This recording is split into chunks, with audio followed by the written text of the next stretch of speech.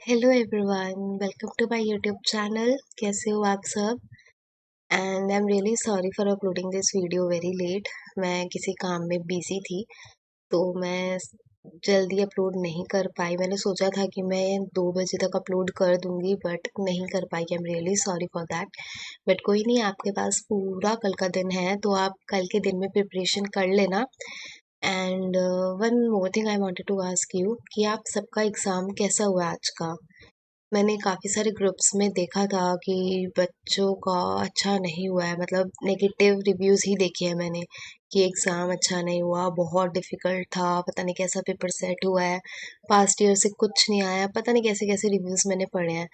But जब मैंने question paper देखा ना, आई वाज़ शॉक्ड टू सी कि मतलब आप सबके ऐसे रिव्यूज़ तो नहीं आने चाहिए, क्योंकि जितनों ने भी मेरी वीडियोज़ देखी थी, उन सबका तो होपफुली अच्छा ही हुआ होगा एग्ज़ाम, बिकॉज़ जितने भी क्वेश्चंस मैंने प्रेडिक्ट किए थे वो आए हैं। Except 2 questions. एक तो फर्स्ट क्वेश्चन था, बाकी मेरे को क्वेश्चन नंबर तो याद नहीं है, मैं इतना अच्छे से क्वेश्चन पेपर नहीं देख पाई, और इसलिए वो वीडियो भी मैंने नहीं डाली है कि मैं आपको दिखा सकूँ कौन-कौन से क्वेश्चन हमारे कहाँ-कहाँ से आए हैं। बट इतना तो मैंने देख लिया था, मैं अगर टाइम मिलेगा तो वो भी डाल के दिखा दूँगी कि कौन-कौन से क्वेश्चंस हमारे मैच हुए हैं। बट एक तो फर्स्ट क्वेश्चन था, मतलब ऐसे तो इतना नहीं डालती है, ऐसे मैंडेटरी क्वेश्चन तो नहीं करती है इग्नू, बट इस बार तो पता नहीं क्या किया इन्होंने। थोड़ा बहुत तो चलो डिफिकल्टी लेवल ये लोग बढ़ाती हैं, इतना तो मैंने आपको बोला है कि 10-20 मार्क्स का हेरफेर तो रहता ही है, हमेशा रहता है। कुछ ना कुछ थोड़ा डिफिकल्टी लेवल को बढ़ाने के लिए ये करते हैं, हमेशा ही करते हैं। तो इस बार इन्होंने फर्स्ट क्वेश्चन मैंडेटरी कर दिया, तो वो नहीं कर पाए काफ़ी सारे बच्चे। एंड बाकी के क्वेश्चंस तो मतलब सारे मैच हुए हैं हमारे। एक क्वेश्चन था जो नहीं हुआ, बाकी सारे मैंने क्वेश्चंस आपको दिए थे। तो जिन्होंने भी मेरी वीडियोस देखी हैं उन सबका तो अच्छा हुआ ही होगा। और मैं इसीलिए यही सोच रही हूँ कि अब आप सबके साथ ना कनेक्टेड रहूँ, तो मैं अपना टेलीग्राम पेज बना रही हूँ। वहाँ आप सब मुझसे किसी भी, मतलब कोई भी इग्नू से रिलेटेड कोई भी क्वेरी है आपकी, related to subject, related to assignments, related to result और रिवैल्यूएशन, मतलब किसी भी सब्जेक्ट को लेकर के किसी भी टॉपिक से रिलेटेड आपको कोई भी क्वेरी है ना, तो आप टेलीग्राम पेज पर कमेंट कर सकते हो। एंड मैं वहाँ कनेक्टेड होंगी आप सबके साथ, आप कुछ भी पूछ लेना मुझसे, ठीक है? एंड वहीं आप कल मेरे को, कल नहीं मतलब परसों, IBO1 का बताना कि आपका एग्ज़ाम कैसा हुआ है, ठीक है? So let's not waste time. मैं नीचे टेलीग्राम में ना उस सॉरी, मैं नीचे डिस्क्रिप्शन में उसका लिंक डाल दूंगी टेलीग्राम का, आप वहाँ से जाकर ज्वाइन कर सकते हो, ठीक है? तो let's begin. This is the IBO01। मैंने यूनिट 1 से लेके यूनिट 10 तक के सारे इंपॉर्टेंट और पास्ट ईयर के जितने क्वेश्चंस थे वो सारे कवर किए हैं, ठीक है? कुछ कुछ क्वेश्चंस हैं जो मैंने नीचे लिखे हैं, मैं आपको दिखाऊंगी अभी। चलो आगे बढ़ते हैं, फिर बताती हूँ। So first unit is unit 1, introduction to international business environment. our first question, this is most important chapter। First chapter को मत स्किप करना, इससे बहुत सारे क्वेश्चंस बनते हैं, ठीक है? तो फर्स्ट क्वेश्चन है, explain the various factors constituting international business environment. Next, what is political risk. मैं दोबारा नहीं बताना चाहती गाइस, लेकिन चलो जो भी न्यू व्यूअर्स हैं जो पहली बार मेरी वीडियो देख रहे हैं उन सबको मैं क्लियर कर देती हूँ कि ये जो भी रेड से मेरे हाईलाइटेड है ना, वो सारे बहुत इंपॉर्टेंट है, इनको तो बिल्कुल मत छोड़ना। इन क्वेश्चंस को आपको करने ही करने हैं, ठीक है? तो इनको करके जाना। और ये पता है, डायरेक्टली या इनडायरेक्टली क्वेश्चन पूछा जाता है इन पे। जैसे ये फैक्टर्स है ना, इसके ऊपर ये लोग कुछ भी डाल देंगे, कोई भी एक स्टेटमेंट लिख देंगे एंड फिर बोलेंगे कमेंट। तो आपको उस तरीके से, मतलब उसके जो फैक्टर्स हैं वो सारे एक बार अच्छे से पढ़ लेना। जैसा भी क्वेश्चन आएगा आप उसको इजीली अटेम्प्ट कर पाओगे, ठीक है ना? Next is, what is political risk, what are the major types of political risk, discuss. Next, discuss the importance of political environment in international business. What factors need to be taken into consideration while analyzing political environment of country under consideration for investment? Next, how does following environments factors affect business decision of a firm? Cultural, economic and political, ये भी important question है। Next, how does the home country environment influence foreign business operations of a firm? Explain. Even this question is very important. तो first chapter के तो सारे questions guys कर लेना, और इसके अलावा भी एक दो क्वेश्चंस हैं जो आते हैं, आप पास्ट ईयर में एक बार देख लेना, वो मैंने उनको मेंशन नहीं किया है यहाँ पे। डिफरेंस का आ जाता है, सॉरी डिफरेंशिएट का आ जाता है, या फिर शॉर्ट नोट आ जाता है, लेकिन इतने इंपॉर्टेंट नहीं लगे मुझे तो मैंने नहीं लिखे हैं। बट एक बार फर्स्ट को तो आप अच्छे से कर लेना, बाकी कुछ करो ना करो, ये फर्स्ट चैप्टर पूरा अच्छे से करके जाना आप, ठीक है। इससे बहुत मतलब हर टॉपिक से क्वेश्चन आ जाता है। Next unit, theories of international trade. First question, critically examine the Ricardian theory of trade and modern theory of international trade. दोनों बहुत इंपॉर्टेंट हैं ये थ्योरीज। रिकार्डियन के ऊपर भी शॉर्ट नोट आता है, modern theory of international trade के ऊपर भी शॉर्ट नोट आता है, ठीक है। कभी कभी शॉर्ट नोट आ जाता है, कभी इनके बीच में डिफरेंस आ जाता है, मतलब कुछ भी आ जाता है इनके ऊपर, ठीक है। तो इन दोनों थ्योरीज को अच्छे से पढ़ लेना। Next is right short notes on free trade and gains from trade. Next, terms of trade. Terms of trade भी बहुत इंपॉर्टेंट है, free trade and gains from trade भी बहुत इंपॉर्टेंट है, 2-3 बार क्वेश्चन पूछा गया है इनके ऊपर, ठीक है। नेक्स्ट, द पर्पस, ये पर्पस की स्पेलिंग गलत हो गई है तो sorry for that. The purpose of a trade theory is to explain the pattern of trade between two countries. Comment, इसके ऊपर कमेंट करने के लिए आता है, ठीक है। और यहाँ पर आपको इसके ऑब्जेक्टिव्स को समझाना है, ठीक है। ट्रेड थ्योरीज के जो भी ऑब्जेक्टिव्स हैं उन सबको आपको अच्छे से करना है, वो भी समझाना है, ठीक है। Next is distinguish between absolute advantage and comparative advantage. Unit 3, that is balance of payments. Guys unit 2 में ये जो फोर्थ क्वेश्चन है ना, वो इतना इंपॉर्टेंट नहीं है, मैंने सिर्फ एक ही बार देखा है इस क्वेश्चन को, तो अगर आपको करना है तो कर लेना, नहीं तो you can skip this question. And third question is important, इसमें आपको ट्रेड थ्योरीज की ऑब्जेक्टिव समझानी है। और ट्रेड थ्योरीज तो गाइस पूरी पढ़ी जाना, ये जितनी भी थ्योरीज है ना ये सारी इंपॉर्टेंट है, Ricardian theory, modern theory, trade theory, तो इनको अच्छे से पढ़ लेना। Next is Unit 3, that is balance of payment. This is one of the important chapter. जो भी नीचे मैंने रेड से हाईलाइट किया है ना, ये वो टॉपिक्स है जिनको आप स्किप नहीं कर सकते, और ये मैंने पूरा एक समझ लो क्रक्स बताया हुआ है आपको कि ये पूरे चैप्टर में ये चीज़ें हैं, इन ये मतलब जो जो भी कंसेप्ट कवर्ड है ना इन क्वेश्चंस में, वो सभी दिया हुआ है मैंने। तो पहला क्वेश्चन है हमारा, the continuous deficits of balance of payment is an important indicator in credit rating of countries. Comment. Next, fluctuations in exchange rates affect the profitability of not only exporting or importing firms but also purely domestic firms. Comment. Next, this is very important question, ठीक है। बहुत अच्छे से इसको prepare करना, 20 number में question आएगा ही आएगा, ठीक है। ये इसके बिना पेपर सेट नहीं करते ये लोग, तो अच्छे से प्रिपेयर करना है इसको। What is balance of payment? How does disequilibrium occur in balance of payment? Describe the methods of correcting the disequilibrium. Next, distinguish between current and capital account of balance of payment. And last question, write short notes on monetisation of gold. तो जो भी crux है इस chapter का वो यही है, आपको बैलेंस ऑफ पेमेंट अकाउंटिंग के बारे में पता होना चाहिए, ठीक है। बैलेंस ऑफ पेमेंट के कंपोनेंट्स क्या हैं, उसकी सिग्निफिकेंस क्या है, डिसइक्विलिब्रियम की ये भी आपको पता होना चाहिए। बैलेंस ऑफ पेमेंट डिसइक्विलिब्रियम हो गया, फैक्टर्स जो अफेक्ट कर रहे हैं बैलेंस ऑफ पेमेंट को वो भी पता होने चाहिए, और कैसे हम करेक्ट कर सकते हैं डिसइक्विलिब्रियम को वो भी आपको पता होना चाहिए, ठीक है। तो इन टॉपिक्स को अच्छे से कवर कर लेना। Next unit, instruments of trade policy.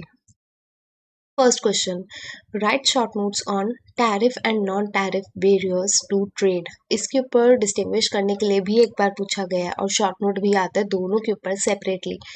Tariff barriers के ऊपर अलग से पूछ लेंगे, या नॉन टैरिफ के ऊपर अलग से पूछ लेंगे, या दोनों के बीच में डिस्टिंग्विश करने के लिए पूछ लेंगे, तो आप इस टॉपिक को अच्छे से कर लेना।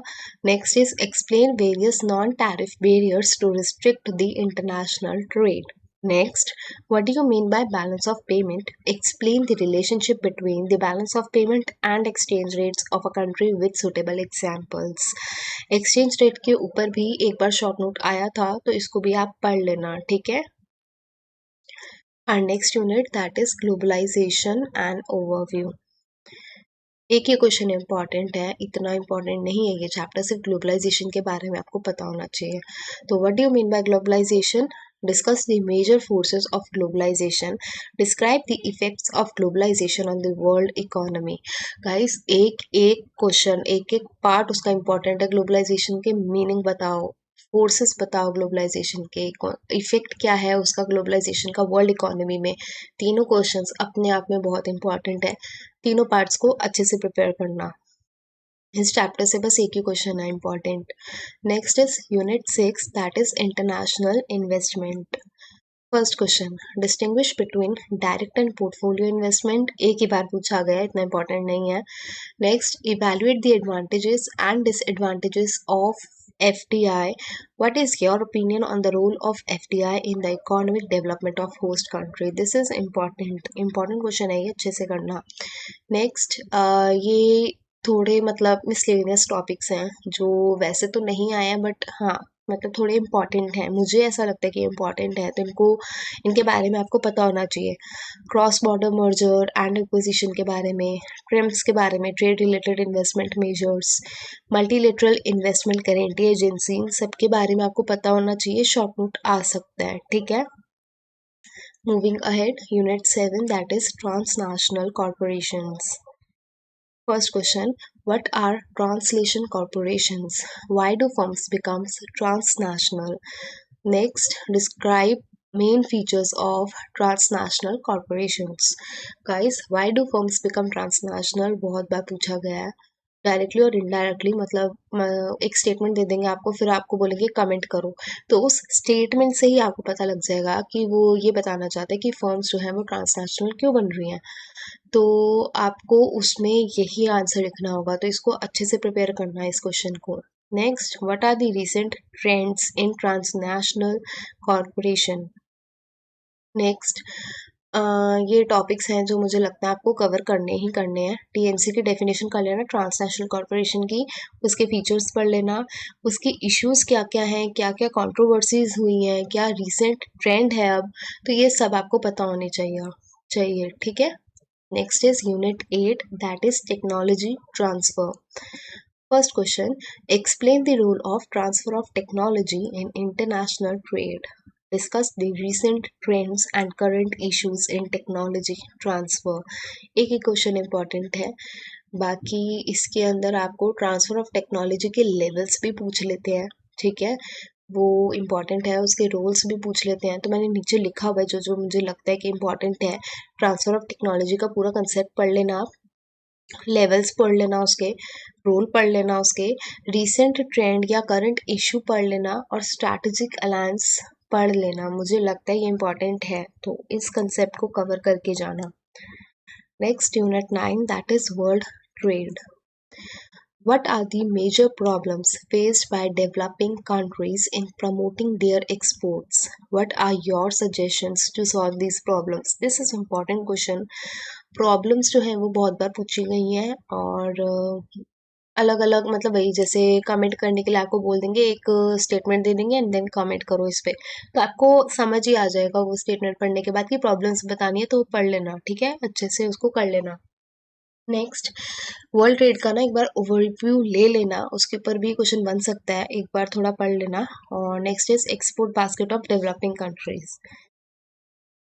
Last unit of this video, that is multilateral trading system.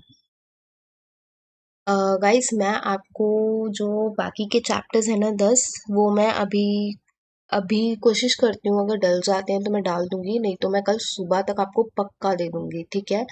And before moving ahead, please guys subscribe करो मेरे चैनल को, शेयर करो वीडियो को जितना शेयर कर सकते हो, बिकॉज वीडियोस, मेरी जो वीडियोस हैं, जो भी क्वेश्चंस मैं प्रिडिक्ट कर रही हूँ ना, वो ऐसे नहीं कर रही। मैंने बहुत मेहनत करी है इन क्वेश्चंस को निकालने में, ढूंढने में, एक एक चैप्टर को स्क्रीन, मतलब हर चैप्टर को मैं स्क्रीन कर रही हूँ, और आप देख सकते हो मैंने नीचे हर टॉपिक को देखा है, और जो मुझे लग रहा है इंपॉर्टेंट वो भी मेंशन किया है कि हो सकता है ये आ जाए, तो ये सब मैं आपके लिए कर रही हूँ।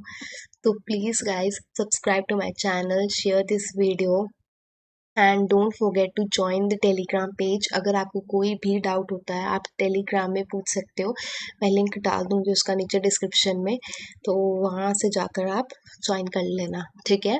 सो नाउ लास्ट चैप्टर है ये हमारा। First question, explain the multilateral trade agreements related to first agriculture, next trade related investment measures, next trade in services and next textiles and clothing। Agriculture के ऊपर 2-3 बार क्वेश्चन आया है, पढ़ लेना इसको अच्छे से। नेक्स्ट, वर्ल्ड ट्रेड ऑर्गेनाइजेशन क्या होता है, ये मुझे बोलने की भी ज़रूरत नहीं है, ये आप सबको खुद भी पता होगा कितना इंपॉर्टेंट है WTO, तो ये अच्छे से पढ़ लेना। नेक्स्ट, ये कैसे इवॉल्व हुआ है फ्रॉम गैट, तो इसको अच्छे से कर लेना। General agreement of trade and tariff, इन दोनों के ऊपर पता डिफरेंस भी आता है, मैंने नीचे भी लिखा हुआ है, ठीक है। WTO और गैट्स के ऊपर शॉर्ट नोट आ जाता है, या फिर डिफरेंस करने के लिए बोल सकते हैं कि इन दोनों को डिफरेंशिएट करो। Next, explain its broad objectives, structure and function. Is the WTO helpful to international business or is it a hindrance? Give your precise opinion। जो रेड से हाईलाइटेड है सारे टॉपिक्स इंपॉर्टेंट है। Next, intellectual property rights have become an important issue in current international business scenario. Comment.